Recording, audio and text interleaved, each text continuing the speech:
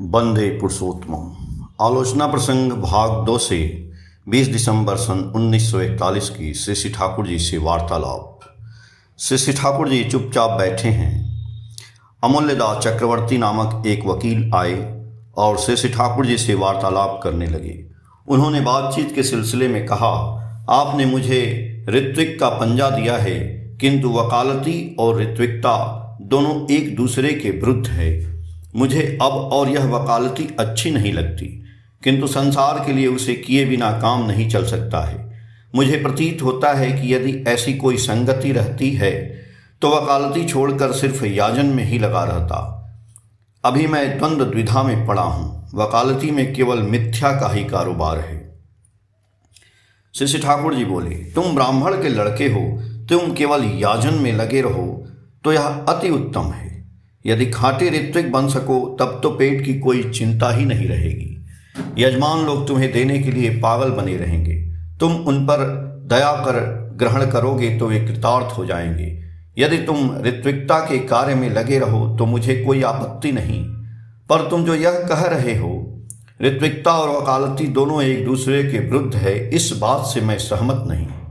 सत्यम भूत हितम प्रोक्तम न यथार्थ भी भाषणम, अर्थात जिन बातों से लोगों का मंगल होता है, मनुष्य विपत्तियों से त्राण पाता है, वह सत्य ही है।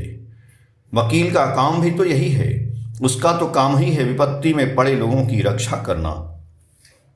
अमूल्यदा बोले, मान लें यदि एक खूनी मेरा आश्रय लेता है और मैं यदि अपनी बुद्धि के बल पर उसकी रिहाई करा देता हूँ तो उससे तो खून करने का उसका उत्साह और भी बढ़ जाएगा। इसलिए हर क्षेत्र में विपत्ति से त्राण करना क्या मंगलप्रद होगा, बल्कि सजा पाकर ही तो ऐसा व्यक्ति सुधर सकता है।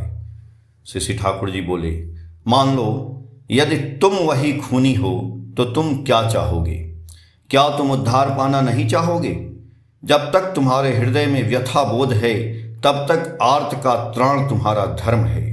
जब कोई आर्त है उस समय यदि तुम वास्तविक रूप से उसके प्रति सहानुभूति संपन्न हो एवं जिससे बुरे कर्म से छुटकारा पा जाए, सत्य के प्रति उद्बुद्ध कर अनुताप, अनुशोचना और दर्द बोध जगाकर उसी रूप में उसे अनुप्राणित कर दो एवं साथ ही साथ विपत्ति से छुटकारा दिलाने की व्यवस्था करो, तो इन कामों के जरिए ही उसमें परिवर्तन आने की संभावना रहेगी।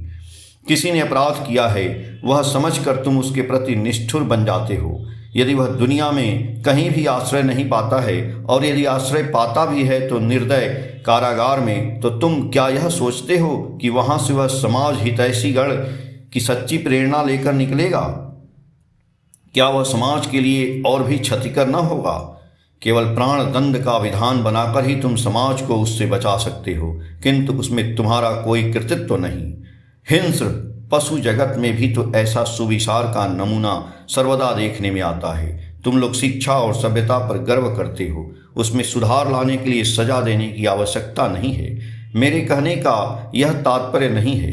अब रही इसकी दूसरी दिशा, यह बात भी सत्य नहीं है कि केवल अपराधी ही वकील का आश्रय लेता है।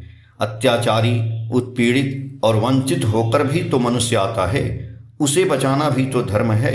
इसलिए चाहे जो जैसा भी मुवक्किल हो, उसके भी समाज के मंगल पर नजर रखकर जिस क्षेत्र में जैसा विहित है वैसा ही करना होगा। इन बातों को मद्देनजर रखकर मेरी धारणा यह होती है कि ऋत्विकता एवं वकालती में कोई विरोध नहीं, प्रत्युत एक दूसरे का परिपूरक है। अमूल्यदा बोले, आपने जो कुछ कहा है उससे अधिक कोई बात कही नहीं जा सकती है। श्री ठाकुर जी बोले, मैंने कहा है इसलिए ठीक है ऐसा मत सोचो, बल्कि यह देखो कि मेरी बातें युक्ति संगत हैं या नहीं, ऐसी दृष्टिभंगिमा वास्तविक दिशा में कार्यकारी हैं या नहीं। अमूल्यदा बोले, हाँ। तत्पश्चात केष्टोदा पहुँचे। केष्टोदा के आते ही श्री ठाकुर ने कहा, बैठिए केष्टोदा, गपशप हो। केष्टोदा युद्ध का समाचार सुनाने लगे।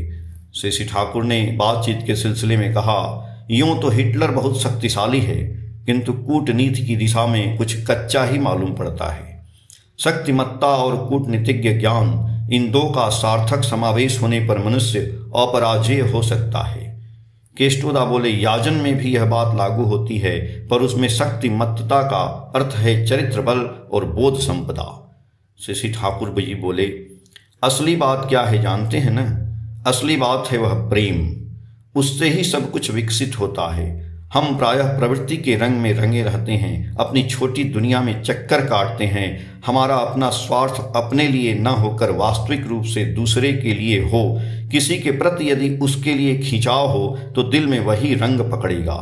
यदि किसी नियंत्रित वृत्ति वाले मनुष्य के प्रति खिंचाव हो तो हमारी वृत्तियां एडजस्टेड, नियंत्रित होकर ल्यूमिनियस ग्लो, प्रोज्वल विभा फैलाएगी।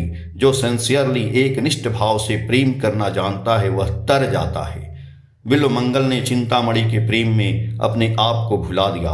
उसने प्रेम को समझा, इसलिए चिंतामणि की एक बात में ही इसका जीवन बदल गया।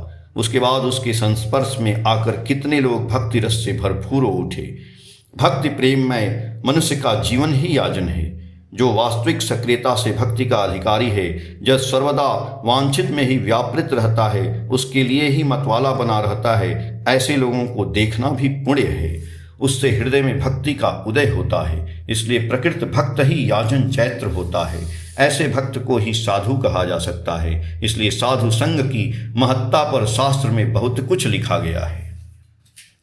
ललित मधुर भंगिमा से श्री ठाकुर बातें कर रहे हैं। उनके चेहरे पर करुणा और प्रीति के भाव झलक रहे हैं। केष्टोदा बोले, अव्यक्तम व्यक्तिमापन्नम मन्यन्ते मान बुद्धयः परम भाव मजानन्तो ममाव्यय मनुत्तमम। इसका अर्थ क्या है?